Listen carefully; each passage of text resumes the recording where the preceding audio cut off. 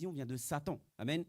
Et le rebelle n'accepte pas la folie de Dieu. Mais c'est pour ça que tu as le Saint-Esprit. C'est pour ça que tu as l'amour. Et l'amour est patient. Et l'amour supporte. Tu n'es pas là pour supporter l'épreuve de ce monde. Tu es là pour supporter le temps qu'il faut pour faire entendre la vérité à un cœur éloigné de Dieu.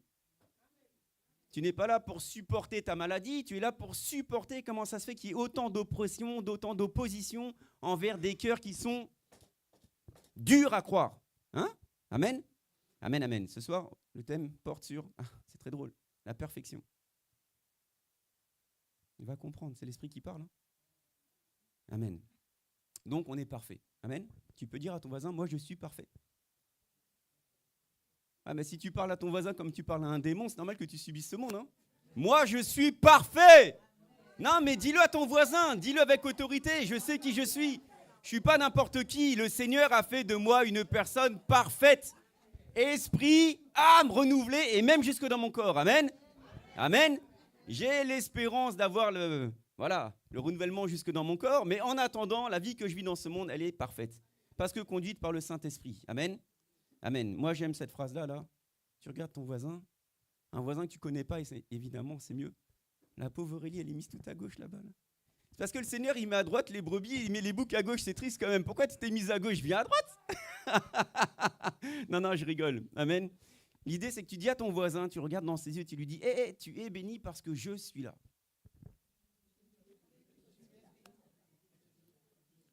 Tu es venu avec une lourdeur, tu es venu avec une tristesse, tu es venu avec un état d'âme, mais moi je me moque de l'état de ton âme. Tu es béni parce que je suis là, parce que je suis disposé à vivre le surnaturel. Et parce que je suis disposé à vivre le surnaturel, tu es béni. Amen. Amen. Mais tu as dit ça à ton voisin vraiment ou pas? Bah dis ça à un autre voisin alors, parce qu'il a pas l'air d'avoir entendu. Hein. Non, c'est pas je suis béni, c'est tu es béni parce que je suis là.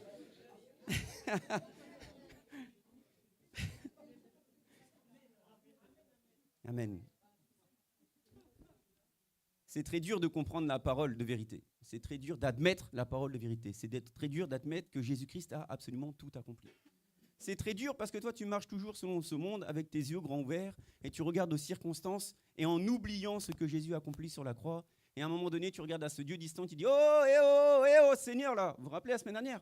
On a dit « déjà, tu fais une croix dessus. C'est grave. Tu prends le Seigneur sur son trône et tu fais une croix dessus. » On a dit déjà sur la croix, tu as fait une croix dessus, ça fait un sandwich. Mais maintenant qu'il est sur son trône, tu fais une croix dessus. Donc tu vis selon ce monde, tu vas voir ton docteur, ton banquier, ton truc pour te sortir par toi-même de toutes tes situations.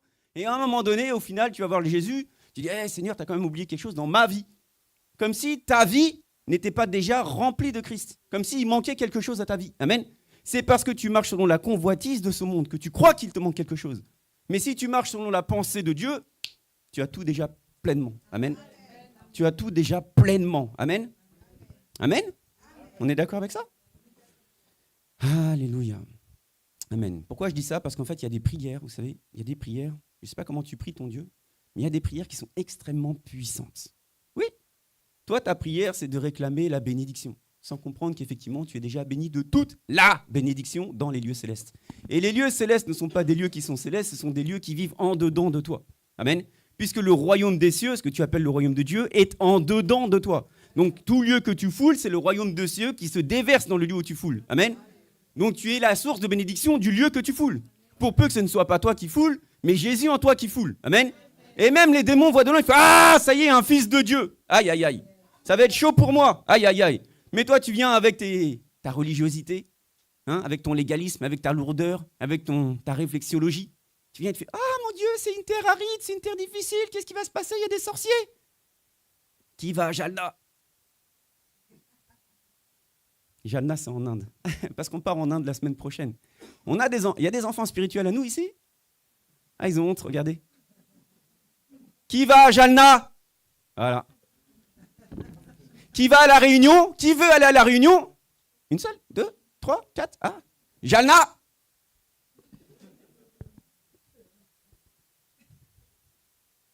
En fait, c'est pour ça que j'ai dit qui va à Jalna. Et eux, ils ont dit moi, au lieu de dire Jésus en moi. Du coup, qui va à Jalna? Jésus va à la Jalna? Ah oui, le Saint-Esprit est toujours bien disposé. Hein? Nous sommes la seule imitation de la vie de l'Esprit dans notre propre vie. Amen. C'est pour ça qu'on vient réclamer à Dieu des choses, alors que Dieu a déjà tout accompli dans ta vie. Amen. Amen. Ah, merci, heureusement que vous êtes là, parce qu'il n'y a pas beaucoup d'amen. Ça coûte cher un amen dans cette... wouh. Si j'étais rémunéré à l'amen, je serais en train de me faire la mendicité dehors. S'il vous plaît, donnez-moi l'amen, s'il vous plaît. Ah, c'est dur d'arracher un amen. Amen, ça veut dire c'est la vérité. C'est la vérité ? Amen. Amen. Donc, il y a des prières qui sont très, très, très, très puissantes. Qu'est-ce que c'est qu'une prière puissante ? C'est une prière qui est engageante. Une prière engageante, sache que c'est déjà une prière qui est exaucée d'avance. Amen. Si tu fais une prière de réclamation en ce qui concerne toi et ta propre famille, c'est que tu n'as pas compris que Jésus t'avait déjà béni. Mais si tu commences à faire une prière en direction de ton prochain et que tu prends l'engagement d'être au service de ton prochain, crois-moi, tu es déjà exaucé. Ah oui. Seigneur, Seigneur, je ne sais pas si je suis apte à aller à Jalna, est-ce que tu pourrais me remplir de ta sagesse ? Oui, amen. Vas-y, ok, j'y vais, me voilà. Ah, c'est une prière pour qui ? Pour les Indiens. Et pas pour moi. Déjà exaucé. Ah, il y a moins d'amen, j'en ai eu un dans le fond. Je crois qu'il y a un tronc. Amen, ok. Il est en train de dire le amen. J'en ai un que j'ai payé là-bas, là. Amen. Donc ces prières-là, dès lors que tu prends l'engagement, dès lors que tu prends la responsabilité, tu dis, Seigneur, je sais que tu as tout accompli, je sais que tu as fait de moi ton fils, et moi je vais porter ta gloire aux nations. Et j'ai compris c'était quoi l'appel de ma vie. Le Seigneur ne m'a pas appelé pour m'asseoir dans le banc d'une église, le Seigneur m'a appelé pour annoncer la parole de Dieu, la parole du royaume des cieux à toutes les nations. Amen. Je suis que de passage, et je ne suis pas là pour m'isoler, pour m'enterrer, pour me sédentariser. Amen. Et pour mourir bêtement. Amen. Non, je suis là pour vivre et pour fouler toutes les nations, parce que toutes les nations m'appartiennent. Parce que dans les nations, il y a la présence du royaume des cieux, dès lors que mon cœur est grand ouvert pour manifester la gloire. Amen. La gloire, c'est le poids de gloire. Amen. Vous connaissez tout ça. Amen. Donc, il y a des prières qui sont très engageantes. Pourquoi ? On va lire Actes des Apôtres. Amen. Et on se remémore que dans Actes des Apôtres, c'est une histoire qui est contée. C'est une histoire qui est racontée. D'accord ? Ce n'est pas une histoire dans laquelle tu peux tirer tous les enseignements. Amen. Tu ne fais pas ta théologie sur Actes des Apôtres, puisque c'est quelqu'un qui écrit des événements qu'il voit. C'est quelqu'un qui écrit des événements qu'il entend dire. Amen. Mais ce n'est pas quelqu'un qui vit et qui donne l'enseignement à partir de ce qu'il vit. Il voit de l'extérieur, il dit « Oh là là, c'est incroyable, le sol a tremblé, donc tout le monde est par terre. » Oui, mais non, les gens qui tombent, c'est grave, c'est complètement démoniaque. Hein ?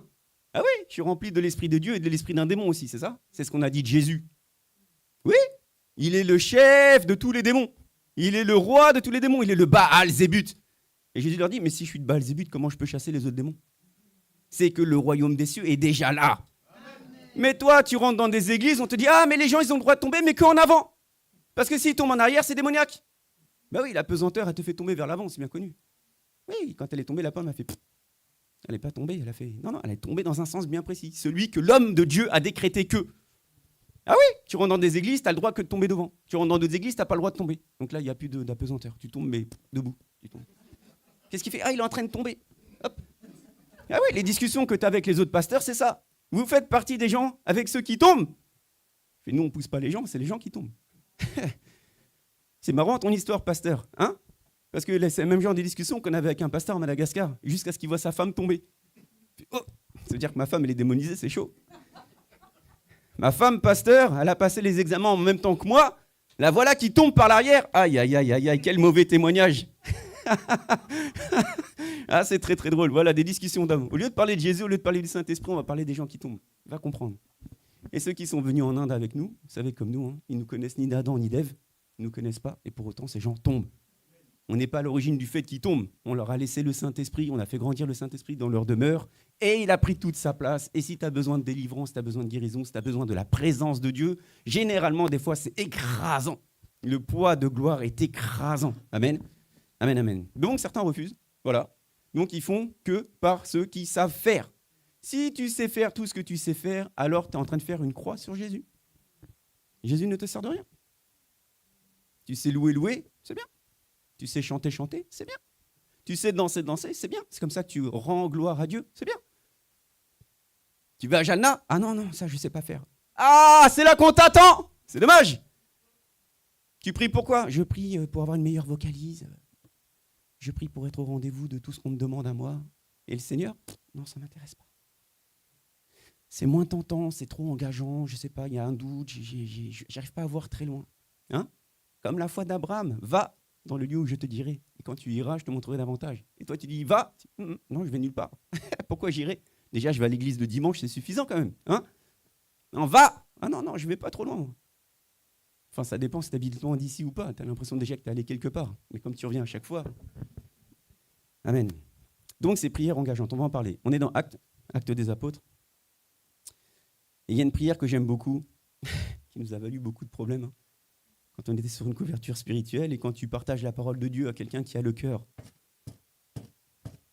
dur, quelqu'un qui n'accepte pas que le Saint-Esprit puisse transformer le cœur d'une âme, quelqu'un qui croit que c'est par la base de tes efforts que tu peux te transformer toi-même, qui n'accepte pas de croire que le Saint-Esprit peut transformer quiconque est suffisamment dans le lâcher-prise et laisse Dieu guider sa vie et transformer. Donc la personne religieuse te voit encore comme étant cette personne. Tu es celui qui fume, tu es celui qui tape ta femme, tu es celui qui, je sais pas quoi, agresse ton voisin. Non, j'ai été tué par le Seigneur, j'ai rencontré l'amour. J'y crois pas. Ok, c'est pas grave. Non, mais si tu crois pas au Saint-Esprit, c'est pas grave. Tu crois en quoi alors? Je crois aux efforts. Je crois quand tu arrêtes de fumer avec la puissance et le jeûne et le pleur. Ok. Mais si tu fais tout ça par toi-même, à quoi te sert Jésus? Jésus, tu sais, il nous a demandé, il nous a laissé la lettre. Hein. Oui, mais la lettre, elle tue. Ah non, moi je ne m'écarte pas de la lettre. Hein. Mais je t'ai pas dit que j'étais en train de prier les astres. Je suis en train de prier la révélation du Saint-Esprit. Ah, mais tu sais, la sœur qu'on a vue là, elle n'est pas baptisée. Hein. Ça veut dire que tu ne peux pas lui faire confiance. La sœur là qui t'a parlé, elle n'est pas baptisée. Elle n'est pas encore dans le groupe. Ah, c'est le baptême qui t'associe à un groupe maintenant. C'est pas le baptême de Jésus. Hein. Non, rien à voir. Le baptême d'eau. Tu as été aspergé ou immergé pour faire partie du groupe. Non, parce que si tu es aspergé, il faut que tu te refasses immerger. Et le baptême de Jésus? Non. Non, ça ne m'intéresse pas. Les discussions d'hommes pour les hommes, qui mènent à rien du tout. Donc, on révèle des paroles, et les paroles sont entendues à ceux qui vivent une vie d'intimité dans la parole avec le Saint-Esprit, à ceux qui retournent dans la parole, regardent à Dieu et disent « Seigneur, éclaire-moi. Est-ce que ce qui a été dit est la vérité ?» Déjà, en toi-même, on a enseigné sur le fait d'être compulsé, d'être compulsif. Déjà, en toi-même, il doit y avoir quelque chose qui fait « Oh, j'avais jamais vu ça comme ça. » C'est peut-être la vérité. Et lorsque tu connais la vérité, alors tu vis librement. Si tu continues de marcher dans ce qu'on appelle la prison, l'Égypte c'était une prison sans barreaux, mais la pensée de l'Égypte c'était une pensée de prisonnier, d'esclave, sans barreaux, et tu ne sortais pas alors que tu es libre. Tu es libre de sortir de ta pensée, mais tu préfères de loin rester dans ta pensée religieuse. Hein? Et quand la vérité se présente à toi, soit tu acceptes, soit tu continues de refuser, donc tu ignores. Amen. Tu sais que c'est la vérité, mais non, j'en veux pas. Amen. Je lis pour vous. On est dans Acte 4. Acte 4. Amen. Amen. Et il se passe des choses incroyables dans Acte 4, parce qu'en fait, on voit des hommes qui parlent, mais avec vraiment assurance. Amen. On est dans verset 13. Je vais dérouler rapidement, juste pour que vous compreniez la pensée. Donc, tu vois des hommes, Acte 4, verset 13, tu vois des hommes qui sont... Donc, je rappelle, Acte des Apôtres, c'est raconté. Donc, il y a quelqu'un qui fait partie peut-être de l'affaire, peut-être pas, certainement pas. On va dire que c'est Luc, pardon. On lui raconte l'affaire, il récite l'affaire, et te voilà écrire son affaire. Écoutez bien. Lorsqu'ils virent l'assurance. What? Eh oui, c'est un esprit d'assurance que l'on a. Lorsque tu vois l'assurance de Pierre et de Jean, hein? Ça questionne. Même toi, quand tu es en train d'écrire le truc, ah ouais, les gars, c'était vraiment sérieux. Hein. Ça rigole pas avec eux. Oh, on sent ils savent avec qui ils marchent. Je marche avec l'Éternel des armées. Amen. Oui, mais je suis encore malade, peureux, trouillard. Oui, non, mais là, je marche vraiment avec l'Éternel des armées. Et même si je me tiens devant tous les religieux, je leur fais fermer leur bouche. Je suis l'apôtre Jean, je suis l'apôtre Pierre. On se détestait, on faisait la course, le marathon contre Jésus pour savoir qui est-ce qu'il aimait le plus.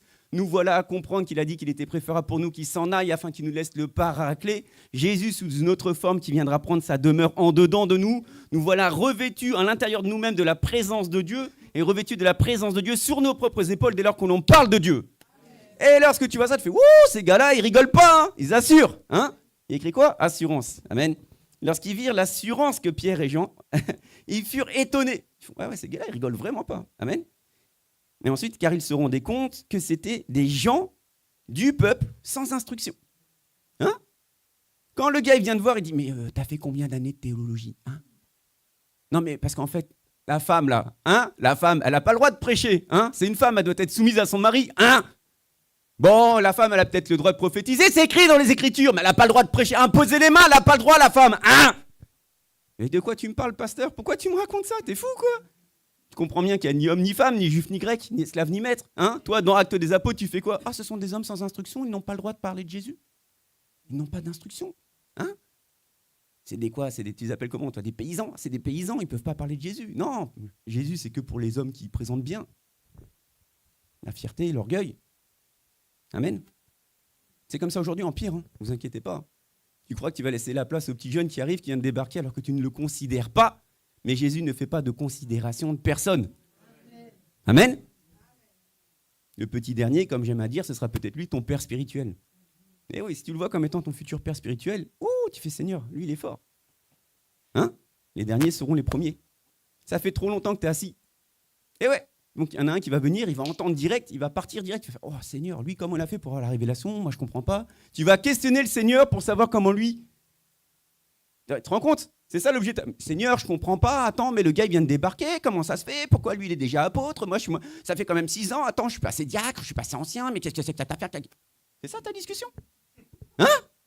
Ah non, mais avant de parler à Jésus, tu vas. Non mais t'as vu l'autre? T'as vu comment c'est et tout? Il est tout jeune en plus. Regarde, il a même pas encore vraiment de moustache. Qu'est-ce que c'est que son affaire? Quoi? Et en plus, je me suis approché de lui, il pue un peu, hein, ça m'a si soubé, hein, franchement, il ne doit pas avoir d'argent, je sais pas quoi. Oui, c'est ça tes discussions. Discussions de chair, d'homme, limitantes, qui ne peut pas croire au surnaturel. Amen. Là aussi, c'était ça. Amen. Amen. Et ils les reconnaissaient pour avoir été avec Jésus. Donc Jésus, c'était leur rabbi, c'était leur maître. Amen. C'était leur enseignant. Amen. C'est celui qui dictait. Amen. Et eux le suivaient. Amen. C'est comme ça que ça se passe quand on est juif. Amen. Donc leur enseignement, il a duré grosso modo 3 ans. 3 ans. Mais aux yeux du monde, ça restait des petits gens, quoi. Amen. Sauf que là, ils voient, ils disent, ils assurent quand même. Et on descend un peu plus bas dans Acte 4. Amen. On descend un peu plus bas dans Acte 4. Et il y a une prière qui fait quoi? Une prière qui réclame la responsabilité.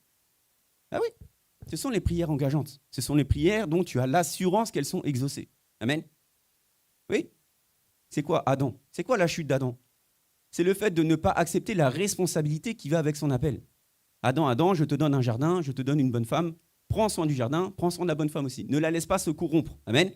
Toi, tu dis Amen. Ok. Et voilà, tes enfants, ils sont djihadistes, voilà, tout le monde est malade dans la famille, etc. etc.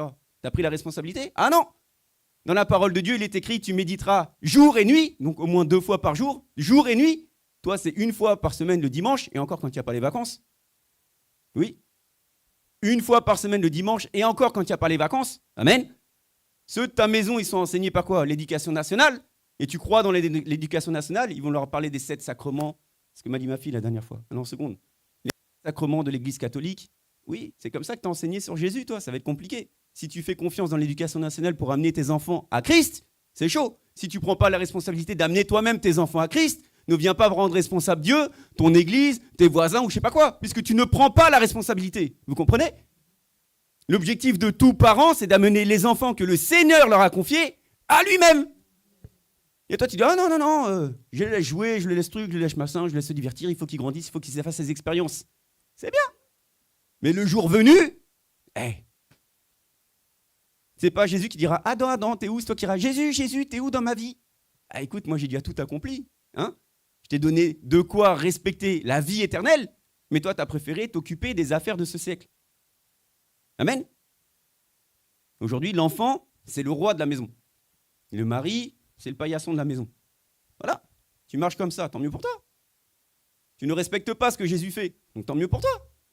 Ah ben mon mari, il faut que je le change là. Il n'a plus de cheveux, j'ai du mal à essuyer mes pieds dessus. Les enfants, vous voulez manger quoi? Comment ça, c'est les enfants qui décident? Oui, les enfants décident de tout.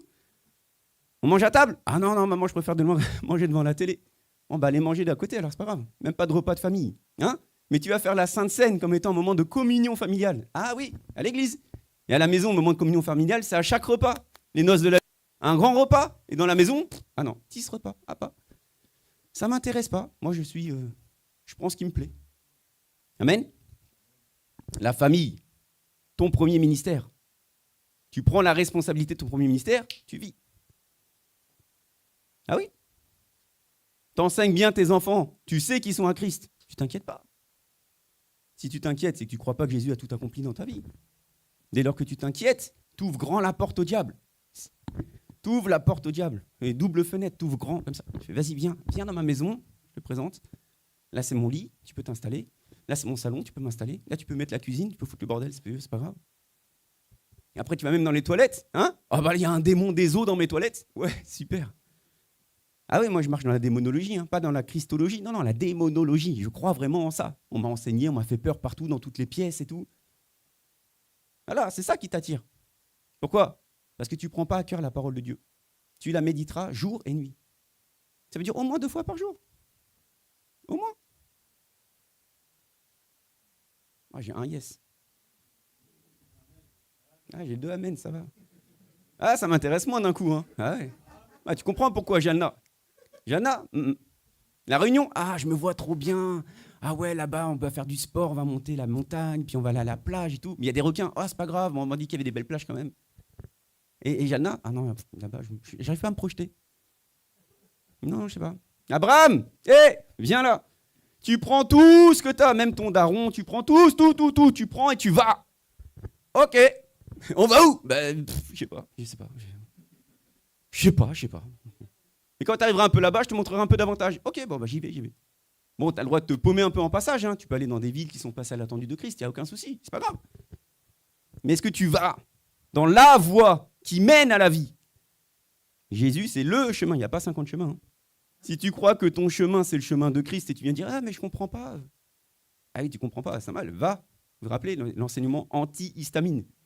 Tout ce que toi tu veux faire, sache que déjà c'est une mauvaise idée. Ça c'est ma chair, elle désire ça. Peut-être Jésus, t'es peut-être de l'autre côté alors. Attends, je vais aller là-bas. La paix, le calme, le repos, la joie, l'esprit quoi. Amen. Amen. Car en vérité, amen. Je lis un tout petit peu plus bas. On est dans Acte 4. Et je lis, on est au verset 29, ok. Il est écrit, ils se plaignent un peu, de toute cette population juive, pour ne pas dire très religieuse, amen. Ils se plaignent un peu d'eux, qui ne peuvent pas entendre la vérité et qui sont en train de les persécuter, amen. Parce que le Seigneur ne t'enverra jamais rien, amen. La permissivité de Dieu n'existe pas. Un petit amen, mais la seule permissivité de Dieu, c'est quoi? C'est l'opposition. C'est pas la maladie. Dieu ne permet pas que tu sois malade. Je te remercie Seigneur parce que tu permets que je sois malade. Ouais, ok, cool. C'est pour ça que tu remercies Jésus, c'est compliqué. Non, Dieu permet uniquement le fait qu'il y ait des personnes qui aient le cœur trop dur pour s'opposer à toi. Amen. Mais lorsque ça tombe vraiment très loin, c'est lui qui remplit ta bouche pour te sortir de toutes les situations. On dit amen, mais on ne l'a jamais vécu. On n'est pas dans une ville qui est persécutée. Amen. C'est pour ça que l'Inde est une bonne terre de formation, parce que là-bas, c'est vraiment la persécution. Une très bonne terre de formation, parce que là-bas, tu peux enfin vivre la Bible. Tu prêches Jésus, on dit cachez-vous. Ah oui. Tu vois des gens qui tombent, les gars, ils veulent te caillasser. Ah oui. Bon, ici aussi. Et tu ne vas pas aller en prison pour autant, quoi. Amen. Donc, ils en ont un peu contre, ces religieux. Donc, chez nous, c'est plus forcément. Ce sont des personnes qui n'acceptent pas la vie de l'esprit. Amen. Amen. Et maintenant, Seigneur, sois attentif à leurs menaces. Amen. Donc, c'est l'apôtre Pierre, on pense, qui est en train de parler. Et donne à tes serviteurs d'annoncer ta parole avec toute assurance. En toute assurance. C'est étonnant parce que déjà de l'extérieur, de la part des Juifs qui les regardent, ils disaient « Oh, eux là, ils sont déjà dans l'assurance. » Et l'objectif de la prière, c'est de prêcher en toute assurance. Vous entendez? Il y a une assurance qui vient de Dieu. Il y a une assurance qui vient de ce que tu as compris de Dieu. Et il y a une assurance qui vient de Dieu. Parce que tu pries pour que ce soit Dieu qui prêche pour toi. Maintenant, Seigneur, sois attentif à leurs menaces et donne-nous, de pouvoir enseigner, prêcher, exhorter, redresser, convaincre en toute assurance. Je sais avec qui je marche. Maintenant, j'en suis convaincu. Amen. Étends ta main pour qu'il se produise des guérisons, des signes, des prodiges par le nom de ton saint serviteur Jésus. Amen. C'est l'objectif de la prière. C'est compter. C'est raconter. Amen. Et le gars qui voit ça, il dit « Ouh, les gars, ils ont prié, là, il s'est passé quelque chose. » Et il s'est passé quelque chose. Verset d'après, quand ils eurent prié, Je sens qu'il va se passer quelque chose. Quand ils eurent prié, c'est quoi l'objectif de la prière? Donne-nous de quoi pouvoir annoncer la parole à toutes les nations avec assurance. Non, j'ai pas dit donne-nous de quoi avoir une famille qui enfin peut acheter une PlayStation 5 sans complexe. Donne-nous de quoi faire en sorte que ma mamie, elle ait plus de rhumatisme. Ça a déjà été donné, ça. Non. Donne-nous d'aller dans toutes les nations pour enfin toucher les cœurs durs. C'est ça l'objectif de la prière. Prière engageante. Je prends la responsabilité de mon appel. Amen. Et quand ils eurent prié, le tout à coup de Dieu, le lieu où ils étaient assemblés trembla. Donc toi, tu es là, en train de raconter, tu es un script, tu es en train de noter l'affaire, et puis tu dis, ah regarde, le lieu, c'est en train de trembler. Qu'est-ce que ça signifie, ça? Si toi, tu as un tout petit peu logique, tu dis, ah, je sens que ça secoue, là, c'est en train de trembler. Hein? Non. Pourquoi ça tremble? En général, quand il y a quelque chose qui tremble, généralement, il y en a qui tombent. Je vous le dis, moi. Ah oui. Ah oui. Ah oui. Ils furent tous remplis du Saint-Esprit. Remplis à déborder du Saint-Esprit. Donc d'abord, ça tremble, et ensuite, ils sont remplis du Saint-Esprit. Amen. Et ils annonçaient, j'ai envie de dire enfin, la parole de Dieu avec assurance. C'est un résumé court, ok? Une prière exaucée instantanément de Dieu, très engageante, qui remplit chaque personne qui a à cœur d'aller annoncer l'évangile aux nations. Qui a prié comme ça? Moins que Jalna. Oui. C'est quoi ta requête de prière? Seigneur, Seigneur, fais que ce feu passe au vert. Ça fait trop longtemps que j'attends. Waouh. Seigneur, fais que je trouve une place dans le métro. Je suis fatigué. J'ai mal aux fesses. Ah, aïe, aïe, aïe. Amen. Et Jésus t'enseigne. Jésus lui-même t'enseigne. Il te dit, c'est pourquoi, donc Jésus qui parle, hein. On est dans Matthieu 11, au verset 24. C'est pourquoi je vous le dis, tout ce que vous demandez en priant, croyez que vous l'avez reçu et cela vous sera accordé. Et toi tu dis, moi je comprends pas, moi Dieu ne m'accorde rien du tout. J'ai demandé un air fryer Ninja, je l'attends encore quoi.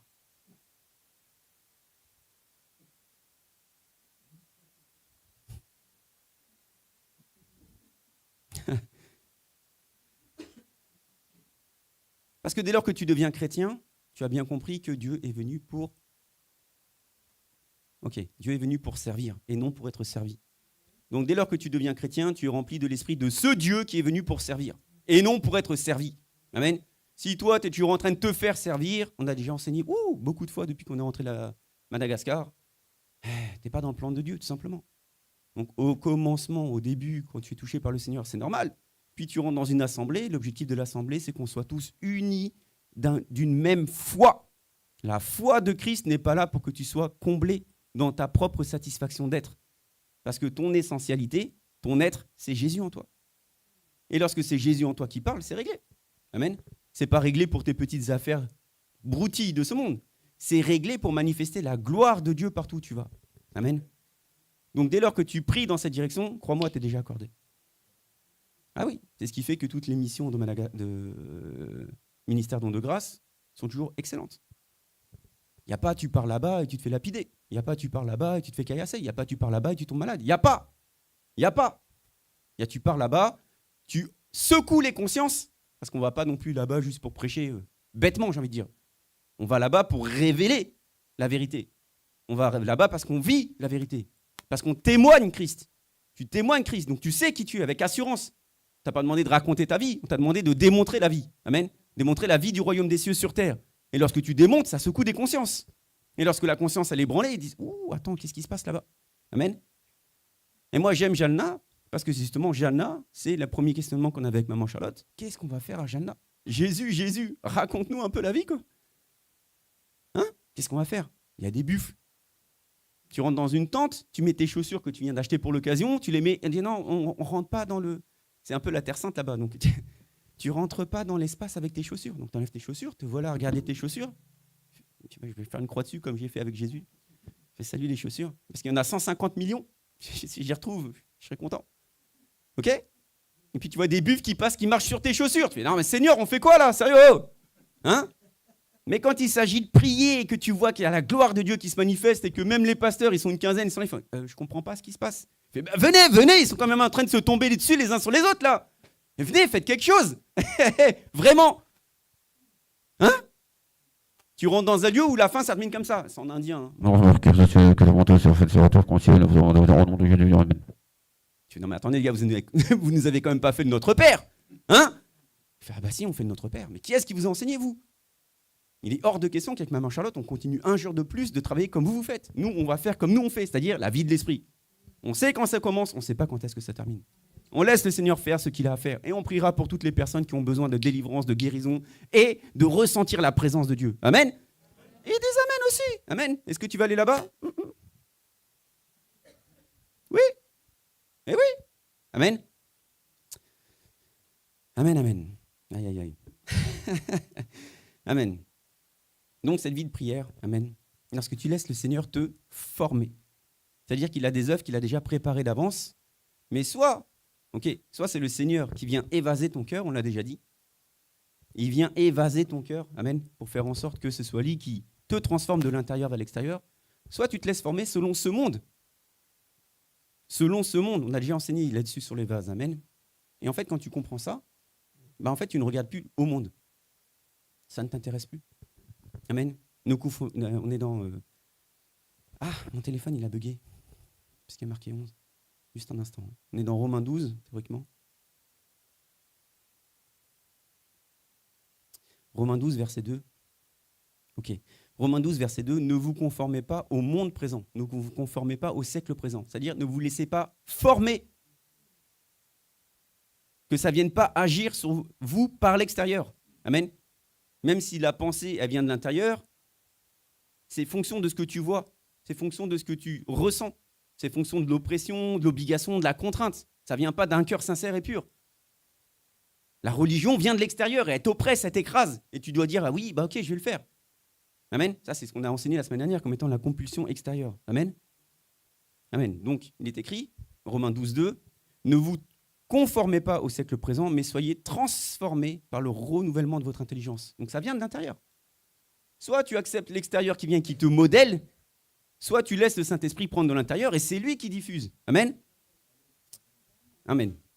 Afin qu'enfin, vous sachiez, afin qu'enfin vous discerniez, quelle est la volonté de Dieu, ce qui est bon, ce qui est acceptable, agréable, c'est-à-dire acceptable et parfait. Amen. Donc il n'y a pas ce qui est mauvais, ce qui est chiant, ce qui est lourd, ce qui est maladie, ce qui est mort. Non, il n'y a pas. Il n'y a que la sainteté en Dieu. Amen. C'est minimum bon. Et maximum parfait. Amen. Tu te rappelles que tu as dit à ton voisin, je suis parfait quand même. Non? Tu ne te rappelles plus déjà. Amen, amen. On déroule un petit peu. Donc, on a enseigné dessus sur le pot de terre. Amen. Juste pour vous dire, à Madagascar, pour te montrer à quel point les églises sont limitées, limitées déjà, mais surtout limitantes, parce qu'elles accusent le peuple. Si tu es un pot de terre, c'est que tu es pauvre en fait. C'est ce qu'on a dit de Pierre et Jean. Mais si tu es un pot en or, utile à son maître, c'est que tu as la richesse. Ah bah oui, comme ça, tu as des églises de riches et puis tu as des églises de pouilleux, là. On ne peut même pas les nommer, quoi. Marche un petit peu dessus, etc. C'est l'enseignement qui est donné dans les églises. Ah bah oui, toi, tu es né avec ta cuillère en argent, c'est cool, tu fais partie des pots en or.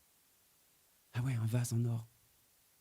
Mais si t'as un pot de terre, c'est que tu manges encore la terre. C'est ça l'enseignement qui est donné sur la chair. Ça ne te donne pas envie de te révolter, d'aller claquer les gens? Hein? Ça ne te donne pas envie de dire, Seigneur, Seigneur, donne-moi l'assurance d'aller chez eux, de les faire taire, les museler. Amen. Qui a dit Amen fort là? Amen. Amen. T'as dit Amen, hein? Ah oui. Amen.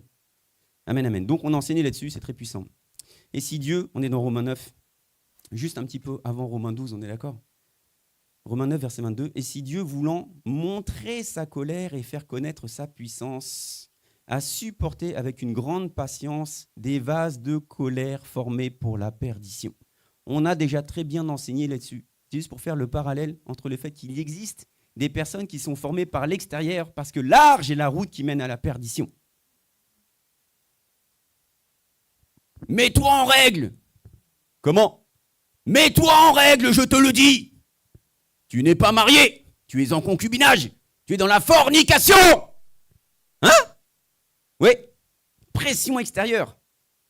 Perdition. La grande porte ouverte à la grande route qui mène à la vanité. Tu te laisses accuser de l'extérieur. Et c'est en plus, tu dis oui, amen à ces bêtises-là. Tu ne crois pas que ton Seigneur a permis, justement, pour une fois, qu'il y ait l'amour dans ton couple. Il faut que tu justifies à l'homme de Dieu que tu es marié. Maman Charlotte, elle a donné un très bon enseignement la dernière fois. Elle a dit, attends, écoute bien. Est-ce qu'on peut se faire baptiser, moi et celui qui est avec moi, mais qui n'est pas marié de moi? Hein? Est-ce qu'on peut se faire baptiser dans votre assemblée? On cherche à se mettre en règle. Moi et lui, nous ne sommes pas mariés, mais nous vivons sous le même toit. Ah bah non, on ne peut pas. On va quand même pas vous baptiser, vous êtes dans la fornication. Ça va pas ou quoi? Vous êtes dans la fornication, vous ne pouvez pas. Ah bon? Ah bon? Bon, bah nous voilà mariés maintenant. Est-ce qu'on peut se faire baptiser? C'est compliqué. À quel moment, en fait, ça peut marcher correctement la vie? Selon l'homme de Dieu et le jugement de l'homme de Dieu. Soit tu acceptes la vérité, et la vérité, c'est l'amour. Soit tu acceptes la condamnation, soit tu acceptes la division, soit tu acceptes de te mettre en règle selon l'homme et pas selon Dieu. Jésus te dit, au commencement, il n'en était pas ainsi. Si ça a été écrit dans le Deutéronome, le fait que vous puissiez répudier votre femme, ça n'était pas ainsi au commencement. Au commencement, c'est l'homme quittera sa famille pour ne faire qu'une seule chair avec son épouse. Point barre. L'homme est venu rajouter sa science. Quand tu vas sur la terre d'Israël, il n'y a pas de mariage en dehors de l'église. Tu ne peux pas aller à la mairie et dire « Ah ben moi je veux m'appeler Madame de Giovanni ». Non, tu ne peux pas. Tu vas à l'église. Il n'y a pas. Ouais, enfin synagogue. Ben non, mais église aussi, je pense. Amen. Mais comme on suit les traditions des hommes, on annule la foi de Dieu. Tu respectes la tradition. Jésus n'est pas dans la tradition. Jésus est dans la révélation. Jésus a inscrit la vie dans le cœur de l'homme. Et toi, tu respectes la tradition. Et en fait, tu te limites toi-même. Et tu dois plaire aux ordonnances de l'homme pour l'homme, faites par l'homme. Et tu ne crois pas à l'ordonnance de Dieu. Et une fois que tu as passé le stade de ce qu'a demandé l'homme, tu te sens libéré. Ma propre belle-sœur, elle avait le joug du mariage sur ses épaules. Elle a fait 50 églises. Le joug du mariage. La voilà enfin mariée. Est-ce qu'elle se sent libérée? Pas du tout. Est-ce qu'elle se sent épanouie et heureuse? Un peu plus. Ça change quoi? Ça change qu'elle est enfin satisfaite parce qu'un homme de Dieu l'avait condamnée. T'es dans la fornication. Mais on s'aime. Mon nom est écrit sur la boîte aux lettres. Pourquoi tu m'accuses comme ça? Je ne comprends pas. Laisse-lui le temps. Amen. Donc soit tu es formé, amen, par l'extérieur, amen, comme un vase de colère pour la perdition. Tu suis la moutonnerie, ce que j'appelle la moutonnerie. Tout le monde y va gaiement. C'est pas agréable, hein? La séduction n'est pas agréable. Hein? Et ensuite, il dit, ensuite il écrit au verset d'après, et s'il a voulu faire connaître la richesse de sa gloire à des vases de miséricorde qu'il a d'avance préparés pour la gloire. Amen. Il n'y a pas de prédestination, puisqu'il a accompli, il a payé le prix pour tout le monde. Le sang a été versé pour le monde. Il y a juste des cœurs qui sont sensibles, amen, et qui acceptent la vérité. Et il y a des cœurs qui sont rebelles, amen, et qui s'offusquent même, amen, à croire que Dieu a tout accompli. Et ils pensent que c'est sur la base de leurs efforts qu'ils vont enfin plaire à ce qu'ils appellent la religion. C'est facile, on peut énumérer, c'est très simple. Si tu ne fais pas ta première communion, ta deuxième communion, ta confirmation, etc., tu n'as même pas le droit de communier. Hein? Comment ça? J'étais à l'extérieur de l'église, je me sentais aimé de Dieu, je veux aller rentrer dans l'église, il faut que je fasse tout un process là, pour enfin prendre ce qu'on appelle l'Eucharistie, la Sainte Seine. Vous êtes sérieux? Je redonne l'exemple, moi-même là, je suis baptisé, né catholique. Nickel, je suis sauvé. Ah oui, moi je suis baptisé, je suis sauvé. Mais mon épouse qui veut se marier dans l'église, qui elle n'a pas été baptisée, tous les efforts qu'il a fallu qu'elle fasse de son âge avancé pour enfin accepter, pouvoir se faire baptiser dans une église catholique. Confirmation, première communion, je sais plus, bref, la voilà avec des grandes, avec des petits, là. Confesse tes péchés, ma sœur. 20 ans, bah voilà, 20 ans. À 20 ans, te voilà confesser les péchés devant un gars, là. Bon bah écoute, voilà, j'ai fait ci, j'ai fait ça. Ok, c'est bien, tes péchés te sont pardonnés. Amen. Ok, est-ce que je peux communier maintenant? Oui. Est-ce que je peux me marier à l'église maintenant? Oui. Ah, merci, j'ai obtenu ce que mon cœur désire. Ah, j'ai obtenu ce que mon cœur désire. Amen. Voilà, ben voilà la vie, c'est dur. Donc Jésus il a préparé, d'accord? Soit il vient et il te modèle de l'intérieur et il manifeste sa gloire, soit tu es oppressé de l'extérieur, tu fais des œuvres qui sont des œuvres de vanité, d'accord? Et ça te conduit dans pas grand-chose. C'est Romains 9, là, c'est le parallèle de Romains 12 qu'on a lu juste avant. À la lumière de Romains 9 que je viens d'expliquer à cet instant, c'est la lumière de Romains 12 qu'on a lu juste avant. On va revenir sur Romains 12, 2, pour qu'on le comprenne bien. Amen. Romains 12, 2. Je relis pour vous. Ne vous conformez pas au siècle présent. Donc ne te conforme pas, c'est-à-dire ne te laisse pas transformer, ne laisse pas la pensée de ce siècle venir dans ta tête pour t'obliger à faire des choses qui sont de l'ordre de la vanité. Je parle bien de pensée religieuse essentiellement. Ok, la Bible, elle n'est pas là pour te dire tu as trompé ton mari. Non, la Bible, elle est là pour t'enseigner que le Saint-Esprit, c'est lui qui doit guider ta vie. La lettre tu, c'est l'Esprit qui vivifie. C'est l'Esprit qui donne la vie. Amen. Si tu marches selon la chair, tu mourras. Si tu marches par l'Esprit, tu vivras. Comment tu marches? C'est le Saint-Esprit qui révèle la parole de Dieu. La parole de Dieu est appelée l'Esprit. Amen. Ce n'est pas la parole de Dieu puisque la lettre tu. Tu suis la lettre à la lettre. Serge Pat est déjà mort. Il est écrit que, il est écrit que. Hein? Il est écrit que quoi? Tu n'as pas la révélation qui va avec. Donc Romains 12, il te dit, ne te laisse pas conformer, transformer, d'accord, par la pensée de ce monde, le monde présent, d'accord, mais sois transformé, renouvelé dans ton intelligence, c'est-à-dire dans ton sein, dans ton cœur, dans ton fort intérieur, amen, par le Saint-Esprit, amen. Laisse-lui prendre toute la place, tu le chantes. Prends toute la place, viens régner Seigneur. Ok, mais laisse-le faire. Tu peux le chanter de l'extérieur, c'est bien, mais laisse-le faire à l'intérieur. Ah oui. Et quand tu prieras, tu verras, quelqu'un regardera, il dira, bah on dirait que ça tremble là-bas. Et bah, la personne est, je sais pas, elle est tombée. C'est là de trembler, il y a un micro-séisme. Amen. Amen. Je te dis absolument que tu tombes. Hein.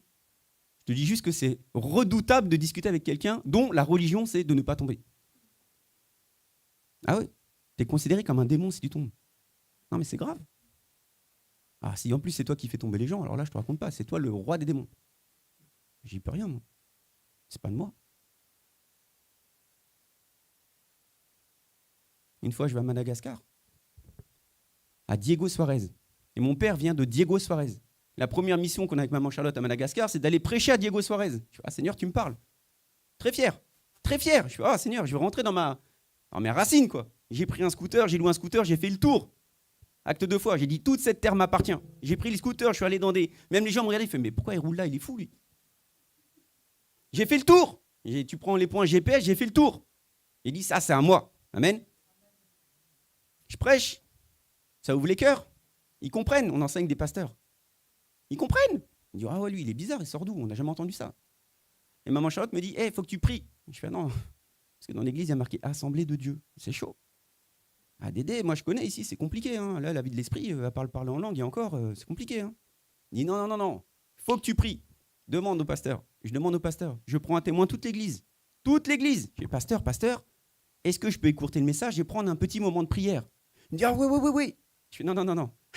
Pasteur, je te parle d'un vrai moment de prière, je te parle pas de je vais bénir le peuple, je parle de prier. Il me dit, ah oui. Je fais, ok, je prends un témoin à l'église, je fais, écoutez, avec le pasteur, on s'est mis d'accord, je vais réduire le message et prendre un petit peu de temps pour prier. Vous êtes d'accord? Oui, amen, alléluia, ok. Je fais, alors mettez bien vos lunettes de soleil, parce que ça va tellement briller ici que ça va être chaud. Amen. On partage le message, je monte les rangs, ça tombe. Temps mort. On arrête ça tout de suite. On n'a pas le droit de faire tomber les gens. Mais j'ai pas fait tomber les gens. Non. Ici, il y a des pasteurs, il y a des pères spirituels. T'as pas le droit de faire ça. Il faut pas faire ça. Ils sont pas le droit. Je suis rentré, mais comme... On a dit Calimero, quoi. Je suis allé m'asseoir sur ma chaise. Je fais, heureusement, il y avait une dame là. Maman Germaine, elle a reçu fort. Bref. Non mais voilà, une église. Donc tu parles à des leaders, mais les leaders n'acceptent pas la vie de l'esprit. Qu'est-ce qu'ils vont te prêcher, à part te mettre en règle? Ils vont te prêcher quoi? Ils ne croient pas à la guérison, sauf la guérison qui vient de l'homme de Dieu. Et c'est pas l'homme de Dieu, c'est moi qui suis saint. Maintenant que tu m'enseignes, je comprends que je suis saint. Donc là, ça part, point barre. Et j'attends rien venant de toi, puisque je sais que Dieu a tout accompli. Tu m'enseignes que Dieu a tout accompli. La révélation suffit à vivre. Toi, tu crois encore qu'il y a un homme de Dieu qui va te guérir, parce qu'on t'a enseigné ça. On t'a enseigné que si tu portes la mallette de l'homme de Dieu, alors tu vas être béni. Parce qu'on t'a enseigné ça. On t'a jamais enseigné que tu étais appelé au ministère de la réconciliation. Tu n'as même pas été enseigné que tu dois vivre jusqu'à 120 ans. Tu vas dans n'importe quelle synagogue, on te dit « Ah, que tes jours soient jusqu'à 120 ans ». Et le peuple dit « Amen ». Tu viens voir un chrétien, tu dis « Vivra jusqu'à 120 ans ». Il fait « Attends, j'ai déjà 84 ans, tu sais pas comment je souffre déjà ». Hier, j'ai pris à témoin Lewis. Je lui dis « Hey Lewis, viens voir. Là, je te prends, là. Il y a un juif devant moi. Est-ce que je t'ai déjà enseigné que tu peux vivre jusqu'à 120 ans ?» Non. Est-ce qu'on t'a déjà béni pour vivre jusqu'à 120 ans ? Non. Est-ce que toi, t'as déjà béni pour vivre jusqu'à 120 ans ? Non. Voilà. Un chrétien, un juif. Le juif prie jusqu'à 120 ans. Nous, on prend des pilules déjà pour essayer de rajeunir un petit peu, mais franchement, 75 ans, Hein ? Ne vous conformez pas au monde présent. La parole de Dieu te dit tu vivras jusqu'à 120 ans. Et toi, tu fais quoi ? Une croix dessus. Jamais de la vie, je vivrai jusqu'à 120 ans. Laisse tomber, parole de mort, crois-y. Jamais de la vie, ma fille, elle peut être guérie. Parole de mort, crois-y. Peut-être que l'homme de Dieu pourra. Tu as fait conférence, convention. Mais est-ce que tu y as cru ? Race incrédule et perverse, te dit Jésus. Amenez-le-moi. Est-ce que tu crois ? C'est ce que te dit Jésus. Ça fait combien de temps qu'il est comme ça, ton fils ? Seigneur, si tu peux faire quelque chose, viens à mon secours. Si je peux ? Hein ? T'as déjà entendu Jésus te chipper ? Si moi je peux ?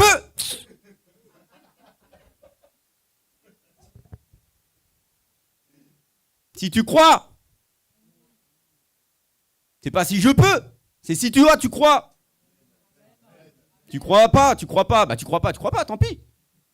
Comment il a fait avec Jairus, on l'a enseigné récemment. Comment il a fait avec Jairus ? Il y avait les pleureuses là, allez, sortez de là. Pourquoi ils pleurent tous là ? Elle s'est juste endormie. Allez, hop. Imagine bien Jésus avec des gros sabots là. Partez tous. Il reste juste Jairus, sa fille. Bon, allez, vas-y, maintenant lève-toi. Donnez-lui à manger. Allez, c'est réglé. Merci, au revoir.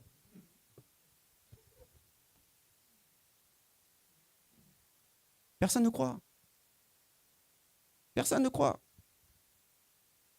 Bien sûr, on croit chez les autres, éventuellement. On croit sur Netflix quand on regarde les trucs. La parole de Dieu, on y croit à moitié. Tu te sens investi d'une mission ? Moi, ma mission, c'est de m'asseoir le dimanche à l'église. Non, si tu viens à l'église le dimanche, c'est pour être recouvert d'une mission d'aller aux nations. Pour d'entendre la vérité. Ah non, ça ne m'intéresse pas. Moi, ma seule nation, ce sera la Grèce. Parce que là-bas, il fait bon. Tu vas où ? Je vais en Grèce. En mission ? Amen. Amen. Donc, on est parfait. Amen. Le Seigneur te dit, tu es parfait. Amen. Donc, tu peux rentrer dans un ministère. On était dans l'Acte des Apôtres. Tu peux être Pierre, ok ? Tu peux rentrer dans le ministère. Tu es appelé apôtre. Donc, tu es appelé à parcourir, à être envoyé. Apôtre, ça veut dire appelé à être envoyé. Ok ? Tu es envoyé. Ok ? Tu prophétises, tu révèles les mystères. Amen. Donc, tu es à la fois apôtre et prophète, puisque tu révèles la pensée de Dieu. Parce qu'elle t'est révélée. Tu révèles ce qu'on t'a révélé. Tu ne vas pas sur YouTube pour récupérer des informations que tu comprends à moitié, que tu répètes. Ça ne sert à rien. Si tu n'y crois pas toi-même, tu dois être obligé de prier le Dieu là pour qu'il te donne l'assurance. Amen. Pour qu'il te donne la révélation. Tu as déjà l'esprit de révélation. Mais pour qu'il te donne la révélation de comprendre, pour que tu aies de l'assurance lorsque tu te pointes dans une mission. Amen. Te voilà apôtre, te voilà prophète. Amen. Tu prêches. Et il est écrit juste après que l'église primitive ne faisait qu'un seul cœur. C'est tellement beau. Ils mettaient tout en commun. C'est tellement beau. À nous, le tout en commun, à part gratter, on a dû enseigner là-dessus. Moi, la Gap, je prends tout. Tout pour moi. Je profite de tout. Tout pour moi. Non, c'est tout en commun. C'est tout ce que tu as, toi, tu ramènes en commun. Non, c'est trop sectaire. Je sais comment ça marche. Mais quand tu lis Actes des Apôtres, c'est comme ça. Même si c'est raconté, c'est comme ça. Amen. Et en voilà un couple, qui vient, et on dit d'eux, les gars, vous avez menti au Saint-Esprit. Reçois la mort. Parce que l'apôtre n'a pas la révélation pleine et entière. Il ne comprend pas la grâce. Il comprend la condamnation. Puisqu'il n'y a aucune condamnation pour ceux qui sont en Jésus-Christ. Tu acceptes la condamnation parce qu'on t'a enseigné la condamnation. Tu vis la condamnation. Tu refuses la condamnation puisque tu dois juger de toute parole prophétique. Tu refuses puisque tout ce qui est bon vient de Dieu. Tu vis ? Ah oui, les anges sont au service du ministère. Si ton ministère est fermé, verrouillé, méchant, ça frappe. Si ton ministère a la révélation, il est écrit que les anges aimeraient jeter leur œil auprès de nous, qui avons la révélation, nous avons la pensée de Dieu en nous. Amen. Eux n'ont pas la pensée de Dieu révélée. Nous avons la pensée de Dieu qui peut être révélée. Tu vis dans la grâce, tu vois manifester la grâce. Amen. Et voilà l'apôtre Pierre qui est en train de marcher là dans la pampa. Ok? Et il a la révélation. Voilà, il a un songe. Oh Seigneur. Une fois, 2 fois, 3 fois. Et il comprend. Il doit aller voir Corneille. Et il comprend. Quoi? Le Seigneur lui a parlé en songe. Il comprend. Il comprend quoi? Quelqu'un sait? Qu'est-ce qu'il comprend?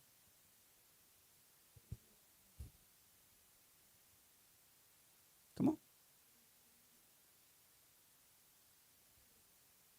Tout ce que Dieu a créé est parfait. Non, mais tu n'avais pas compris en fait. C'est ça que tu n'as pas compris. Toi, tu crois que tu fais partie de la mise à part des chrétiens. Que le droit d'un chrétien, c'est de rester assis. Tu dis, ah moi, maintenant j'ai enseigné, moi j'ai été enseigné, j'ai l'esprit qui fait de moi un être parfait. Un parfait qui s'assied, ça ne fera jamais grand-chose. Ok? L'apôtre Paul, l'apôtre Pierre, qui vient déjà de condamner 2 personnes quand même. Hein. Ok? Eux, ils sont dans la crainte de Dieu. Hier, on a un petit cousin, il est marqué dedans, la crainte de l'éternel. Voilà, il porte ça, la crainte il n'y a pas l'amour. Hein. Non, la crainte. Ok? Il marche dans la crainte. Je dis, c'est compliqué. Il marche dans la crainte de l'éternel. Le voilà avoir un songe. Tu ne peux pas dire d'un homme qu'il est impur. Parce que tout ce que Dieu a créé est parfait. Il a la révélation. Il grandit dans la révélation. Okay? Il s'oppose à l'apôtre Paul et à la fin, le voilà à louer, à vanter la louange de l'apôtre Paul. Parce qu'il a des révélations que lui n'a pas. Amen. Et toi, tu te conformes au manque de révélation de ton homme que tu appelles homme de Dieu, qui t'enseigne à te mettre en règle. Tu acceptes la condamnation, tu subis la condamnation. Tu acceptes la vérité, tu vis. Tu ne peux dire d'aucun homme qu'il n'est impur. Jésus a versé son sang pour tout le monde. Et pas simplement les quelques chrétiens qui se disent chrétiens alors qu'ils refusent la vie de l'esprit. Les chrétiens, tu leur dis, va en mission. Bah, fais quoi alors? Bah, rien. Je vais louer, chanter, danser. Amen. Amen, amen. Et pourquoi je dis ça? Parce que plus tard, c'est écrit dans la parole de Dieu. Amen. Amen. Quand tu descends un petit peu, quand tu continues la parole de Dieu, tu vois que le Seigneur vient à enseigner des choses incroyables.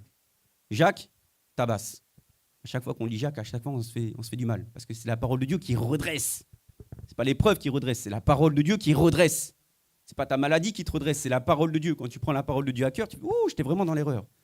Tout don excellent, Jacques 1, verset 17, tout don excellent et tout cadeau parfait viennent d'en haut, du Père des Lumières, dans lequel il n'y a ni changement, ni ombre, ni variation. Tu l'appelles Alpha Oméga, nous on l'appelle Aleph Tav. Okay? Il n'a jamais changé, il est le même hier, aujourd'hui et éternellement. C'est Jésus. Amen. Tout ce qu'il fait est parfait. Amen. Et il nous a engendrés selon sa propre volonté. Donc si tu as engendré, te voilà être fils de Dieu.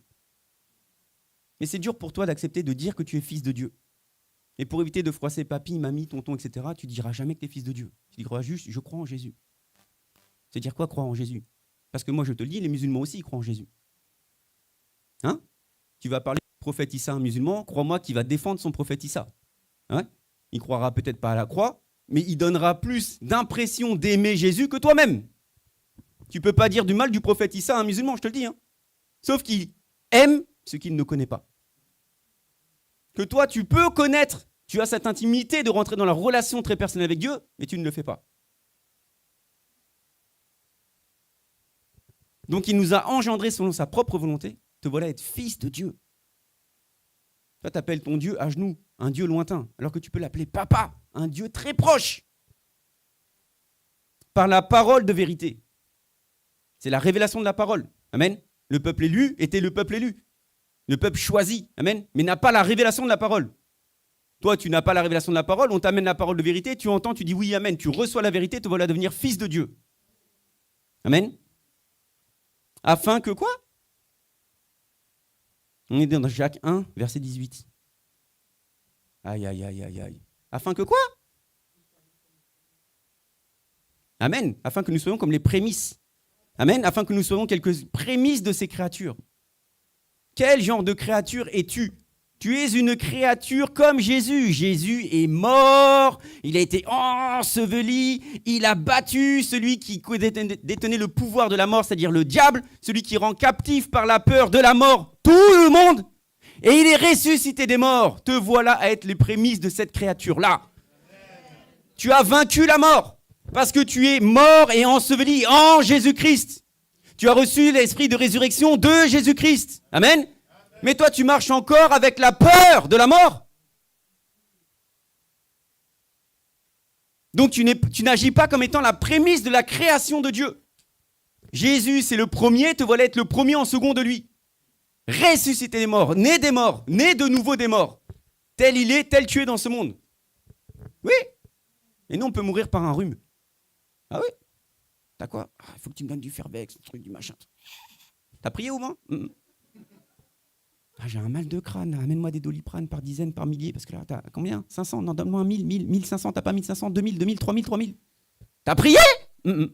T'es parfait. Je refuse ta perfection. Oh non.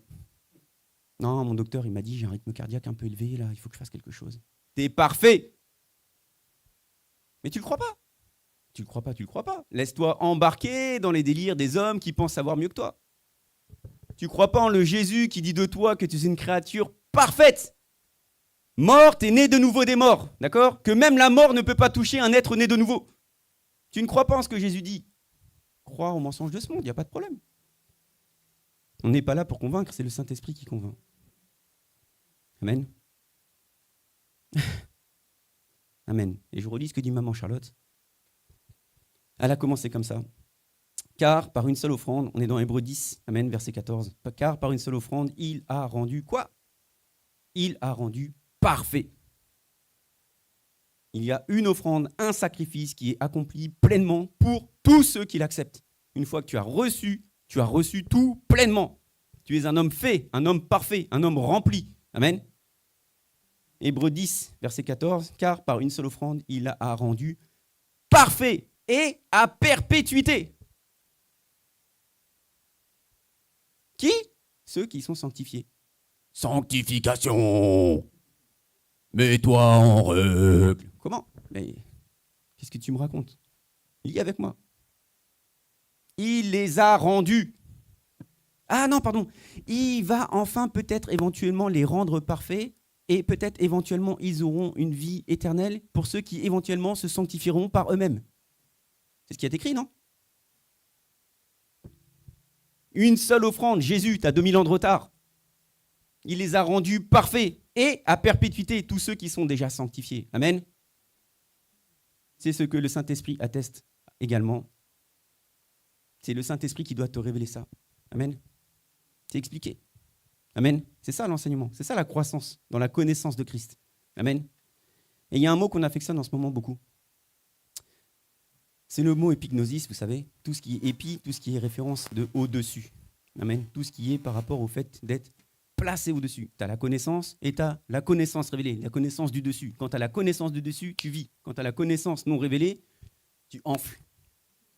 Ah oui, tu deviens gnostique, tu deviens gros, hein, un cœur épais, dur à croire, lent à croire. Amen. Parce que tu as la connaissance, mais tu n'as pas la révélation qui va avec la connaissance. Amen. Et ce mot-là, là, donc, épi, ça veut dire au-dessus. Amen. Et je lis pour vous, et je vais peut-être finir avec ça parce que je sens que c'est un peu long pour vous. Amen. Mais nous, on part à Jalna. Donc, on a besoin de partager. Pourquoi on va à Jalna? Parce qu'une église qui n'est pas missionnaire n'est pas une église qui est apostolique. Une église qui n'est pas envoyée n'est pas une église apostolique. Amen.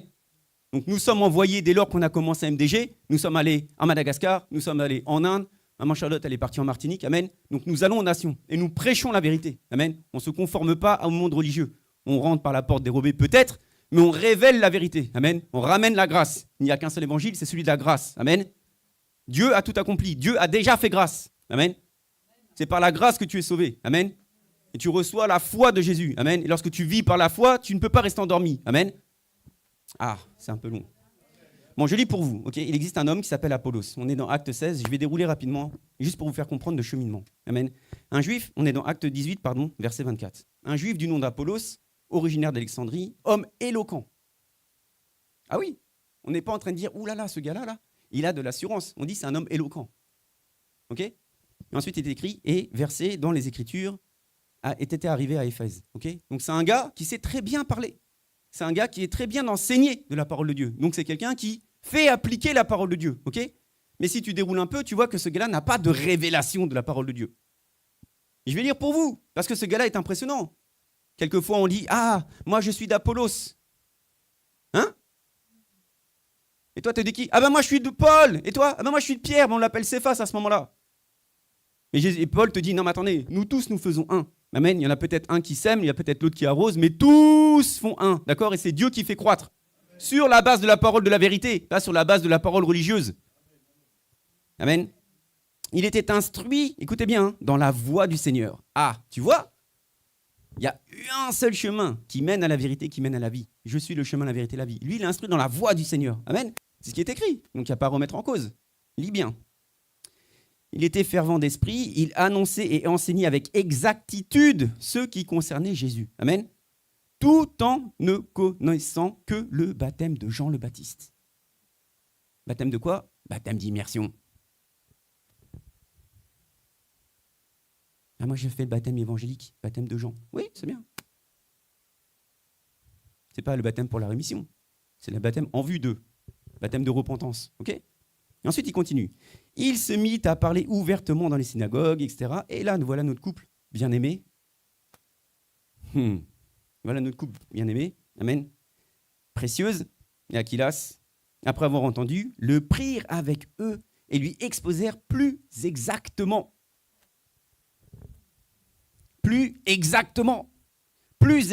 la voix de Dieu. Vous entendez?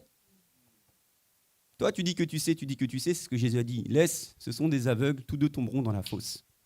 Parce que tu dis que tu vois, moi je te dis que tu ne vois pas. Parce que tu avais dit que tu étais aveugle, je t'aurais donné la vue. Mais toi, tu dis que tu sais, comme à chaque religieux, tu parles. Ah, mais c'est bon, je sais. Ok, c'est pas grave. Mais en voilà deux là, qui ont attrapé l'homme éloquent et l'ont enseigné plus exactement. Le problème des chrétiens, c'est qu'il ne veut pas être enseignable. Il ne l'accepte pas. Il sait tout déjà.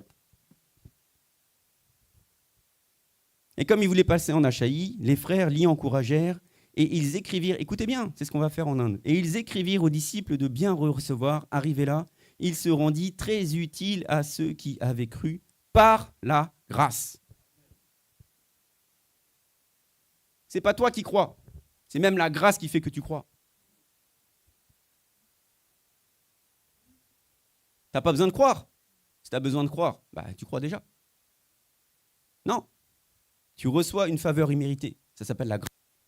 Et dans ce package, il y a la foi. Tu n'as même pas besoin d'avoir la foi pour recevoir la foi. Sinon, ça te sert à quoi? Lorsque tu reçois la grâce, tu reçois tout le package. Amen. Car il refutait, écoutez bien, avec vigueur. Qui? Les Juifs. Où? En public. Et quoi? Et démontrer par les Écritures que Jésus était le Christ.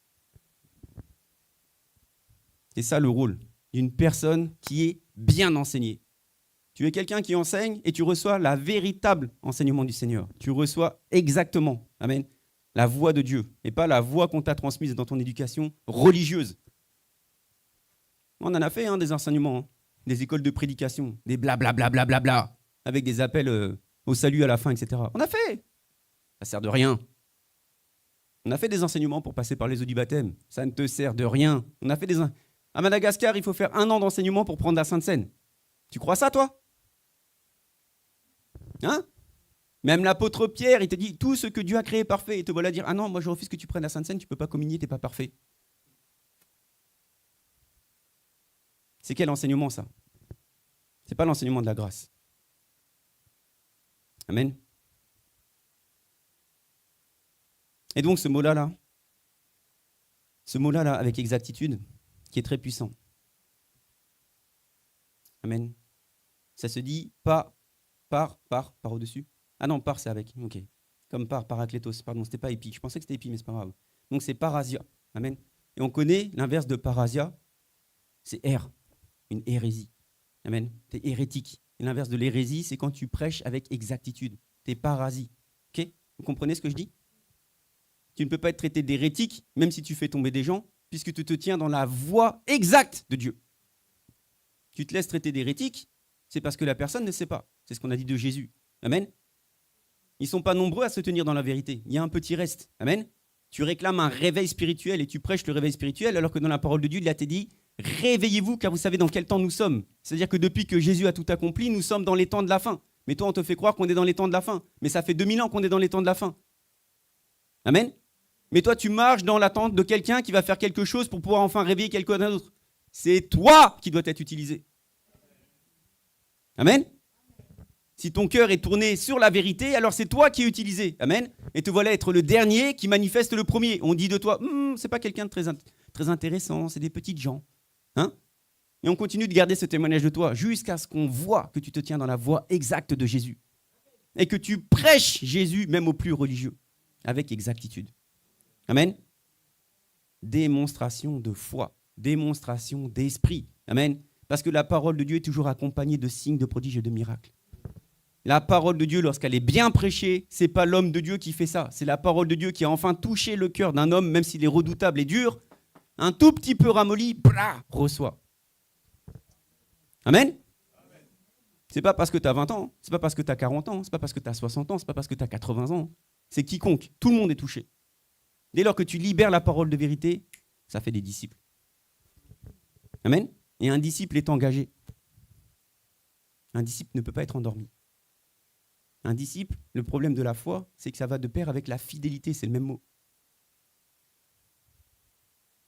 Donc soit tu es fidèle dans ton appel, soit tu ne te laisses pas transformer dans ton cœur, tu ne te laisses pas révéler dans ton intelligence intérieure, amen, quelle est la volonté de Dieu.